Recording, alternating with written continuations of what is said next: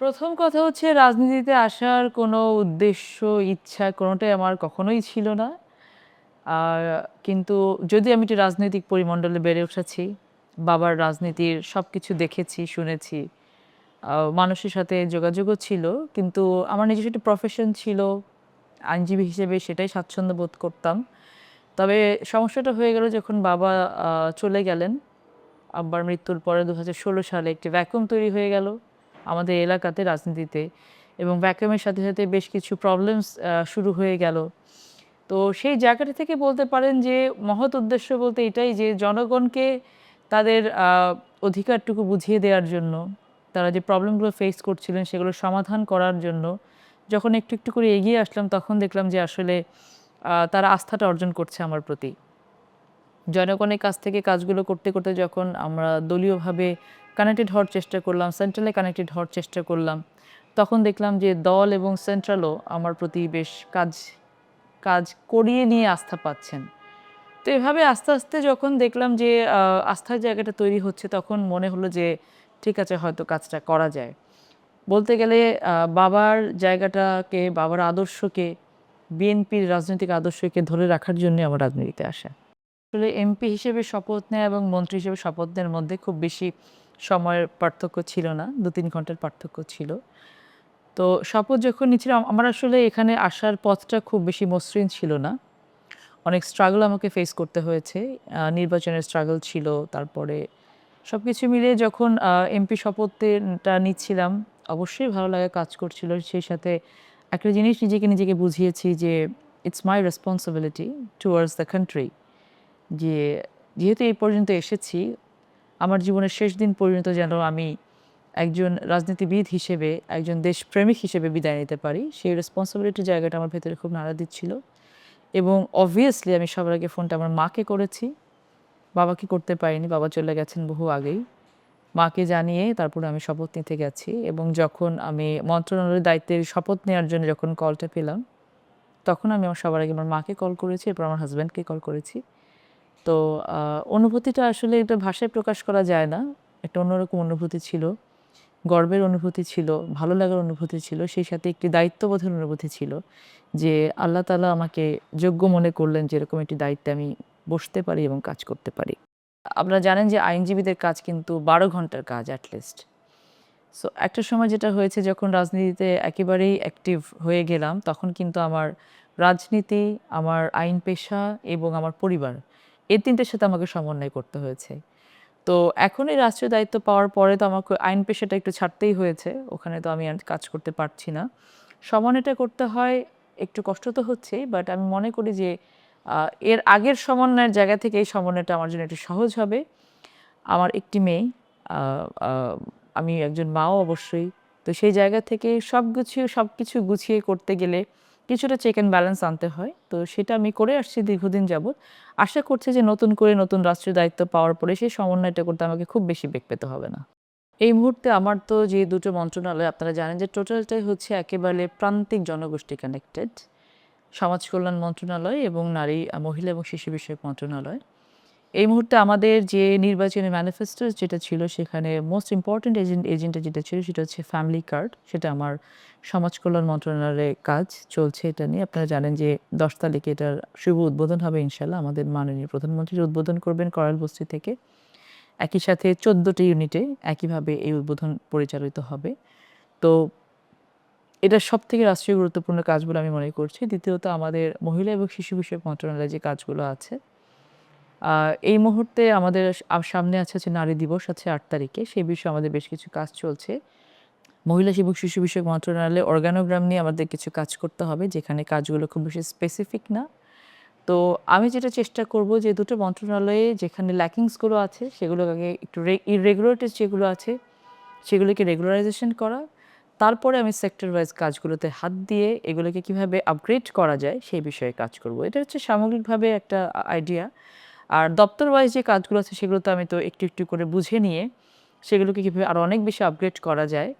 আর একেবারে সময়ের সাথে তাল মিলিয়ে চলা যায় এবং অবশ্যই নারী এবং শিশুদেরকে তারা যারা পশ্চাৎপদ হয়ে আছে এই জায়গা থেকে শুধু তুলে নিয়ে নরমালাইজেশন করা না, বরং এটাকে অনেক বেশি উন্নত কি করে করা যায়, সেইগুলাতে আমি সর্বাত্মক চেষ্টা দিয়ে কাজ করব। আপনার সমাজ কল্যাণ মন্ত্রণালয় থেকে আমাদের এই সকল কর্মসূচিগুলো নেয়া হয়, যে কাজগুলো করা হয়। যদি আমি সেফটি নেট কার্ডগুলোর কথা বলি, এটা তো সরাসরি মানুষের সাথে কানেক্টেড, মহিলাদের সাথে কানেক্টেড, পুরুষদের সাথে কানেক্টেড, শিশুদের সাথে কানেক্টেড। যেটা হচ্ছে আপনার বলা যায় টোটাল পপুলেশনের 2/3 নিয়ে আমরা কাজ করি। মহিলা এবং শিশু বিষয়ক মন্ত্রণালয়ে যে কাজগুলো আছে, এগুলো সরাসরি মানুষের সাথে কানেক্টেড। কিন্তু সমস্যাটা যেটা হয়ে যায় যে এক্সিকিউশন লেভেলে গিয়ে আমাদের সমন্বয়হীনতা রয়েছে প্রচুর পরিমাণে। সেখানে দেখা যায় যে ডিরেক্ট বেনিফিশিয়ারি যারা, এই বেনিফিশিয়ারিগুলো হয়তো অনেক সময় দেখা যায় ডিসলোকেট হয়ে যায়। এই বেনিফিশিয়ারিগুলোর কাছে বেনিফিটগুলো অ্যাপ্রোপ্রিয়েট ওয়েতে পৌঁছায় না।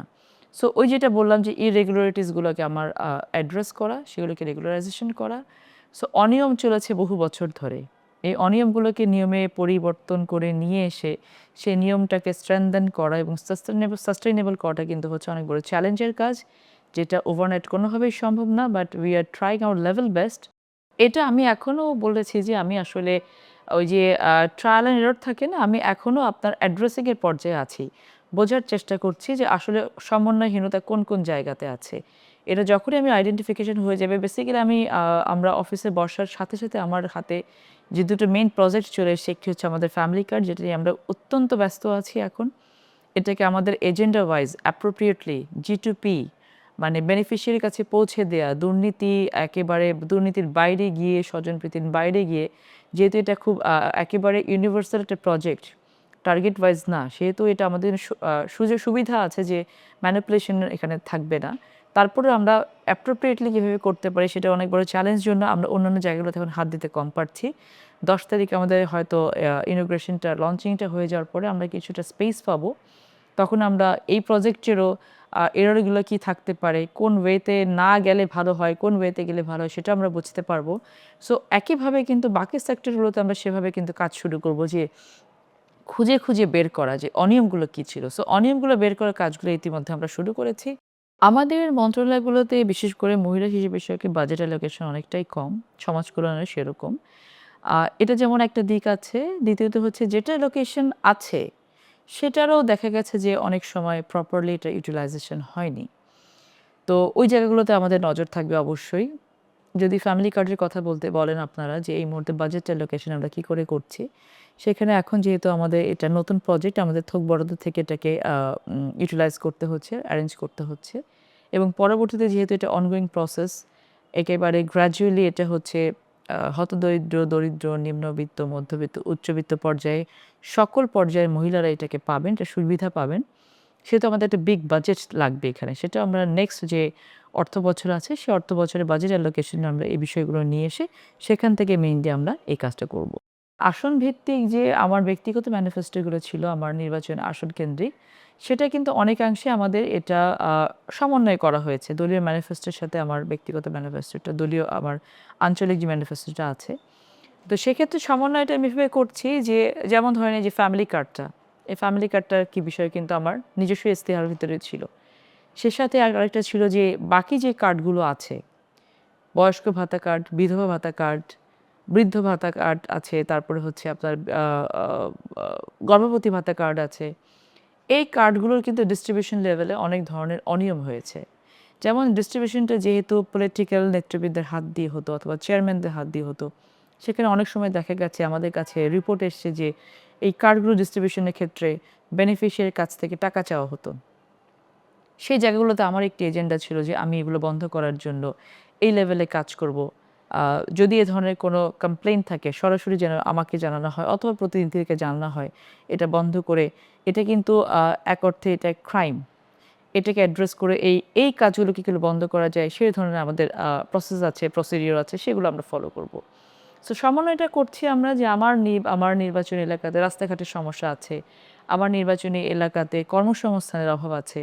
আমার নির্বাচনী এলাকাতে সুগার মিল আছে, যে সুগার মিলটাকে যদি আমরা একটা ইন্ডিভিজুয়াল প্রজেক্ট হিসেবে, ইন্ডাস্ট্রি হিসেবে নিই, তাহলে এটাকে যদি আমরা ডেভেলপ করতে পারি, আমার বাকি যে রাস্তাঘাটের সমস্যার সমাধান হয়, আমার কর্মসংস্থানের সুযোগও তৈরি হয়। সো এই সবগুলো কিন্তু ইন্টারকানেক্টেড। সো আমি সবগুলো মিলিয়ে কাজগুলোকে হাতে দিয়ে একটু, একটু করে হাতে দিয়ে আমি কাজগুলো অ্যাড্রেস করে এগুলো সলভ করার চেষ্টা করছি। মাঝখানে ২ দিন গিয়ে নাটোরে গিয়েছি। আমার এলাকার মানুষজনের সাথে দেখা দেখা করে এসেছি। বাবার কবর জিয়ারত করে এসেছি। তো খুব স্বাভাবিকভাবেই নির্বাচনের সময় যেভাবে আমরা মানুষের কাছাকাছি যাই, নির্বাচনের পরে একটু দায়িত্ব পাওয়ার পরে হয়তো ওভাবে কাছে যাওয়ার সুযোগ হয় না। যেহেতু রাষ্ট্রীয় দায়িত্বে থাকি। ব্যস্ততার কারণে হয় না। কিন্তু তারপরেও আমি আমার কাজগুলো, কর্মসূচিগুলো এভাবেই করার চেষ্টা করি। যেমন যেহেতু এখন ছুটি পাইনি, ঈদের যে ছুটিতে থাকবে, এই ছুটিতে আমি চেষ্টা করব যে যদি ৫ দিন ছুটি পাই, আমার যেহেতু ১৫ টি ইউনিট আছে, সাথে ২ টো পৌরসভা আছে, সব মিলে ১৭ টি ইউনিট। আমি চেষ্টা করব ওই ১৭ টি ইউনিটের মানুষের সাথে গিয়ে একবার করে দেখা করে আসার জন্য। প্রোগ্রামগুলো সেভাবে নেয়ার জন্য। এটা আমি করব আমার নিজের জন্যই করব। কারণ আমি যখন মানুষের কাছে গিয়ে ভোট চেয়ে এসেছি, মানুষ আমাকে যেভাবে চিনেছে, যেভাবে পেয়েছেন, আমি চাইবো যে আগামী ৫ বছর যেন মানুষ আমাকে সেভাবেই কাছে পান। নিজেদের সন্তান হিসেবেই কাছে পান। সো আমি তাদের কাছে মন্ত্রী হিসেবে না, তাদের সন্তান হিসেবেই যাব। এটা যাব তাদের জন্য না, আমার নিজের জন্যই যাব। এবং সেটা গেলে যেটা পাবো আমি প্রতি মানে উনাদের কাছ থেকে রেসিপ্রোকেশন যে তারা আমাকে কিন্তু সেই আস্থার জায়গাটাতেই রাখবে যে সন্তান হিসেবে ভোট নিয়ে গেছে, সন্তান হিসেবে আবার কিন্তু দায়িত্ব নিয়ে আমাদের কাছে এসেছে। সো এটা আমাদের সবারই করা উচিত। দূরের এখনো ভাবা শুরু করে নাই, কখনো যেন ভাবতে না হয় সেটার জন্য আমি সচেষ্ট থাকবো। মানুষের ডেভেলপমেন্টের সাথে, মানুষের জীবনমানের উন্নয়নের সাথে কোনো কম্প্রোমাইজ আমি কখনোই করব না। আর এখন পর্যন্ত সেরকম কোনো সিদ্ধান্ত নিতে হয়নি। প্রতিটা সিদ্ধান্ত আমি দেখে শুনে নেয়ার চিন্তা করছি। আর আমি তো এখানে প্রতিমন্ত্রীর দায়িত্বে আছি। আমার উপরে অভিভাবক হিসেবে আমাদের মন্ত্রী মহোদয় আছেন। সো যেহেতু জায়গাটা আমার জন্য নতুন, অ্যাডমিনিস্ট্রেশনের বিষয়গুলো আমি বুঝে শুনে করারই চেষ্টা করছি যেন কোনো বিতর্কের জন্ম না হয়। বিতর্কের সাথে, সাথে এমন কিছু যেন যেটা না হয় যেটা আমার মন্ত্রণালয়ের জন্য কোনো নেগেটিভ ইমপ্যাক্ট করে। আমি বুঝে শুনে কাজ করার চেষ্টা করছি। তবে জনগুরুত্ব বিষয়গুলো যেটা জনস্বার্থে করার প্রয়োজন সেটা ডেফিনিটলি আমরা যেকোনো ধরনের কম্প্রোমাইজ ছাড়াই এগুলো করার চেষ্টা করব। এখন পর্যন্ত সে ধরনের কোনো প্রস্তাব আমার কাছে আসেনি। বরং আমি যেটা করেছি যে আমি রেজাল্ট আউট হলো আমার যে আমি সর্বোচ্চ ভোটে আ সংসদ সদস্য নির্বাচিত হয়েছি। তখনই আমি কিন্তু স্পষ্ট করেছি যে আসলে আমার আসনে যারা প্রতিদ্বন্দ্বী করেছিলেন, প্রত্যেককে আমি ধন্যবাদ জানিয়েছি। জনগণ আমাকে বেশি ভোট দিয়েছে বলে আমি নির্বাচিত হয়েছি। অন্য কেউ নির্বাচিত হতে পারতেন এখানে। একটি এলাকার উন্নয়নের জন্য যেকোনো ধরনের পজিটিভ প্ল্যানিং আমি গ্রহণ করব এবং আমি কাজ করে সেটা বাস্তবায়ন করার জন্য ওয়াদাবদ্ধ হয়ে আমি তখনই এসেছি। এটা বিরোধী দলের পক্ষ থেকে আসুক বা যে পক্ষ থেকে আসুক না কেন, আমি সেটা খুব সাগ্রহে গ্রহণ করব এবং আমার জায়গা থেকে সচেষ্ট থাকবো যে আমি এটা প্রপার প্ল্যানিংটাকে আমি বাস্তবায়ন করার জন্য। আমি এবার নির্বাচনে পার্টিসিপেট করেছি। এর সাথে আমাদের জামায়াতে ইসলামী ছিলেন, আমাদের বিদ্রোহীরা ছিলেন। তো সেখানে গুণ বলতে যেটা যে আমাদের নির্বাচনী প্রচারণা চালানোর সময় সেরকম পাল্টাপাল্টি কোনো বেগ পেতে হয়নি যে আমরা প্রচারণা চালাচ্ছি, আমাদেরকে ব্যারিকেড দেয়া হচ্ছে, সে ধরনের কোনো আ আ আ ধরনের প্রতিবন্ধকতা আমাদের ছিল না। এটা অবশ্যই আমি অ্যাপ্রিশিয়েট করব। তারপরে আ হ্যাঁ, কিছুটা আ আ সাইবার বুলিং এর শিকার আমি হয়েছি। সেখানে আমি যখন অ্যাড্রেস করেছি বিষয়গুলো, প্রশাসনকে জানিয়েছি, সাথে, সাথে আমি সেই ধরনের রেমেডিও পেয়েছি, সেটাও হয়েছে। আর যেটা গুণ বলতে আ এই মুহূর্তে অতটুকুই। বাট আমার জায়গা থেকে আমি যেটা বলতে পারি, আমি তাদেরকে ওয়েলকাম করব সকলকে। যে এলাকার উন্নয়নের জন্য যেকোনো কিছু নিয়ে যদি আমার কাছে আসা হয়, আমি সেটা অবশ্যই বাস্তবায়নের চেষ্টা করব। জাতীয় ইস্যুতে ঐক্যমত্য গড়বার জন্য তো আমরা আগে থেকেই মানসিকভাবে প্রস্তুতি নিয়ে এসেছি এবং আমরা কিন্তু সেই মোতাবেক কাজও করছি। আমার আসন এবং সারা বাংলাদেশের মানুষের জন্য একটি ইন জেনারেল বার্তা হচ্ছে যে আমরা দেশের খুব দুঃসময়ে দেশ পরিচালনার দায়িত্ব পেয়েছি। আমি এটাকে আল্লাহ তাআলার দেয়া একটা পবিত্র দায়িত্ব যেমন মনে করছি, আ সকলের কাছে দোয়া প্রার্থনা করছি, সহযোগিতা প্রার্থনা করছি যে আমাদের এই দেশের অত্যন্ত ক্রাইসিস মোমেন্টে যেখানে অর্থনীতির একটি ভঙ্গুর দশা, সিস্টেমেটিক্যালি বিভিন্ন প্রতিষ্ঠানকে ধ্বংস করা হয়েছে। সো এই সময়ে যেহেতু আমরা সরকার পরিচালনার দায়িত্ব পেয়েছি, আমরা সারা দেশের মানুষের সহযোগিতা চাই। যে আপনারা আমাদেরকে সহযোগিতা করবেন, আমরা আমাদের কাজগুলো যেন করে যেতে পারি। আমাদের আন্তরিকতার, আমাদের দেশের জন্য ভালো কাজ করার আ আ নীতির বা নিয়তের কোনো ধরনের কোনো অভাব এখানে নেই। সো আপনারা আমাদেরকে সহযোগিতা করুন। আপনারা কেউ অস্থির হবেন না। কারণ আমাদের আসলে এক্সপেকটেশন লেভেলটা অনেক হাই। ১৭-১৮ বছর ধরেই যেই বঞ্চনা, নির্যাতন, নিপীড়নের শিকার হয়েছে দেশের মানুষ, এই জায়গা থেকে উঠে আসা ওভারনাইট সম্ভব না। সো আমরা যদি এক্সপেকটেশন নিয়ে মনে করি যে এখনই আমাদের সবকিছু পেতে হবে, তাহলে দেখা যাবে অনেকাংশে আমরা সরকারকে ব্যর্থ হচ্ছে এই মর্মে তাদেরকে আমরা অ্যাড্রেস করা শুরু করব। সেটা না করে আমাদেরকে একটু সময় দিতে হবে। আমরা চেষ্টা করছি যত ধরনের অনিয়ম আছে এই অনিয়মগুলোকে নিয়মে নিয়ে আসতে। করাপশন ছিল অনেক বড় একটি জায়গা। পুরো বাংলাদেশ জুড়ে করাপশন এবং মানি লন্ডারিংটাকে কিন্তু এমনভাবে ফ্যাসিলিটেট করা হয়েছে বিগত সময়ে। এই করাপশন এবং মানি লন্ডারিং যদি বন্ধ করা যায় তাহলে কিন্তু দেশের অনেক অর্থ আমরা সাশ্রয় করতে পারি এবং দেশের প্রয়োজনীয় কাজগুলো করতে পারি। বড় বড় প্রকল্পের নামে সময় বাড়িয়ে অর্থ বাড়িয়ে যেভাবে দেশের অর্থনীতিকে ধ্বংস করা হয়েছে এগুলোকে আমরা বন্ধ করতে চাই। এই কারণে হয়তো দেখা যাবে যে আমরা ডেভেলপমেন্ট করতে চাই, সাস্টেইনেবল ডেভেলপমেন্ট করতে চাই যেটা থেকে যাবে। আমরা বিশাল একটা ইমারত তৈরি করলাম আর ৩ বছর পর এটা ভেঙে পড়ে গেল, এই ডেভেলপমেন্টের কিন্তু কোনো কাজে দেয় না। আমরা চেষ্টা করব যে বিগত সময়ে যত সরকার থেকেছেন জোর করে থাকুক আর যেভাবেই থাকুক না কেন, এই সরকারগুলো যদি এমন কোনো প্রজেক্ট নিয়ে থাকে যেটা ফিজিবিলিটি আছে, যেটা দেশের উন্নয়নের জন্য আমরা রাখলে ভালো হবে, আমরা সেগুলো রেখে দেওয়ার চেষ্টা করব। অযথা আমরা টাকা খরচ করে বড় বড় প্রজেক্ট নিয়ে আই ক্যাচিং কোনো কিছু করে আসলে মানুষকে আর ভাওতাবাজির মধ্যে রাখতে চাই না। আমরা চাই যে সত্যিকার অর্থে মানুষের উন্নয়ন হচ্ছে এরকম কাজগুলো করার জন্য। এই জন্য দেশের মানুষের কাছে আমরা বার্তা দিব যে আপনারা নিজেরাও কিন্তু করাপশন আমার একার পক্ষে বন্ধ করা সম্ভব না। বোথ সাইড এটা অ্যাটেনশন দিতে হবে, মনোযোগ হতে হবে।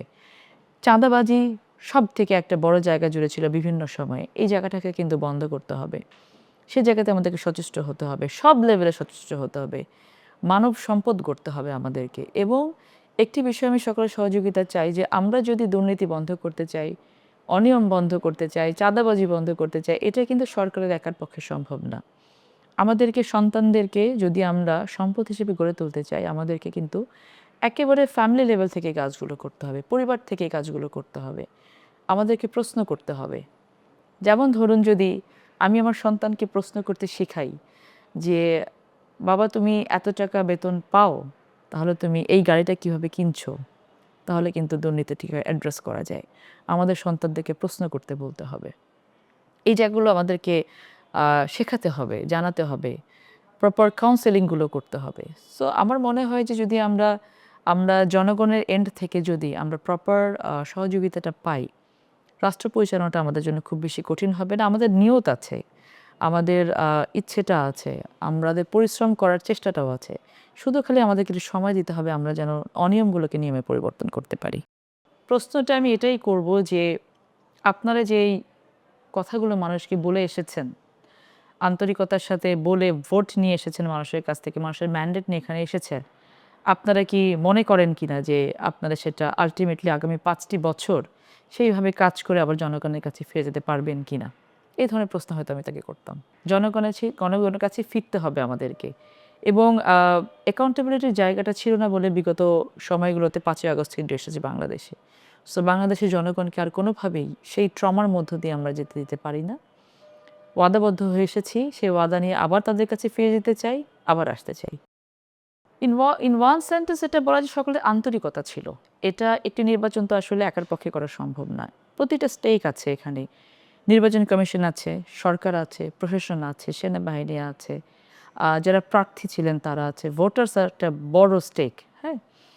প্রার্থীদের সমর্থকরা থাকে। প্রত্যেকটা স্টেকের আন্তরিকতা ছিল বলেই কিন্তু একটি নির্বাচনকে উতরে ওঠা গেছে উইদাউট এনি ভায়োলেন্স, মানে খুব গ্রেভ কোনো ভায়োলেন্স ছাড়া, যেটা কিন্তু বাংলাদেশ ইতিহাসে আসলে বিরল ছিল।